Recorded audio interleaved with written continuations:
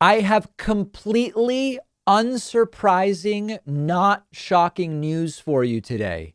A 50-year study of tax cuts has determined that when you give the very rich tax cuts, things don't trickle down and inequality actually gets worse. Now, if you understand economics at all, you would say, David, how is this even a story? But there's a large part of this country that still thinks you give tax cuts to the rich, money trickles down and it reduces inequality and everything's good. This is a paper from the London School of Economics and King's College London, and it looked at 50 years of tax cuts for the wealthy across 18 different countries. And they evaluated claims like trickle down, tax cuts for the rich trickle down and help the economy, or cutting taxes on the rich reduces inequality. And what they found is that cutting taxes on the rich increases inequality, gives the rich more money with almost nothing trickling down below, overall increases inequality, and doesn't improve economic performance overall. It doesn't lead to economic growth. It doesn't lead to employment growth. It just causes higher income inequality.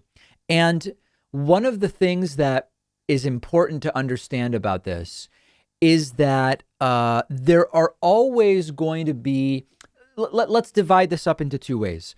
I think that for a lot of just average people who don't study economics, this idea was always a hard sell. I think to just normal folks who have not been radicalized to fall for trickle down economics, if you go to normal people who just work a job and don't think too much about it, and you say, hey, if we give tax cuts to the really rich, do you think it helps you?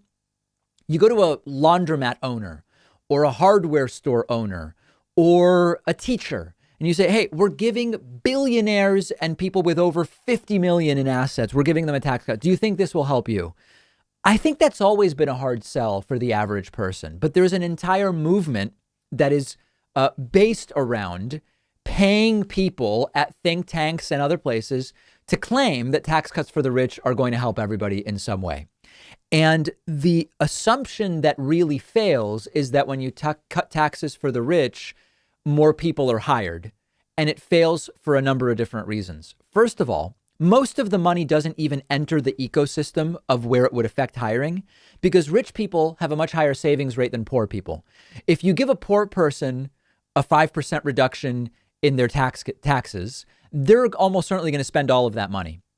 If you give a really, really rich person a 5% reduction in their taxes, they're going to save most of that money because they're not counting on that money to live. And as a result, because the money is just being saved, it's not being spent by rich people in a way that creates a need for more employees or a need to pay employees more money. Number two, even the money that the rich do spend at a business, only part of that goes to wages. And mostly that additional spending that the rich do goes to profits and part of the hard costs of the things that they are buying.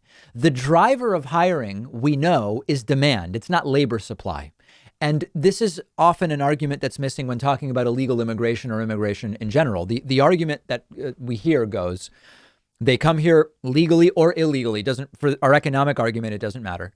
They take our jobs, and because they increase the supply of labor, wages go down. It's basic economics, they say. You bring in a lot more people looking for work, and companies can pay less, and they're stealing jobs and lowering wages. Well, remember, wages are only part of the cost of a good or service. And remember that all of those immigrants in your community, legal or illegal immigrants, they also buy stuff. They also rent apartments. They also buy food. They go to restaurants. So what's missing from this overly simplistic analysis is that when you have immigrants come in looking for work, it's a huge increase to demand because you have more people demanding products and services, which under the same simple economic argument would mean businesses can raise prices and make more money, right?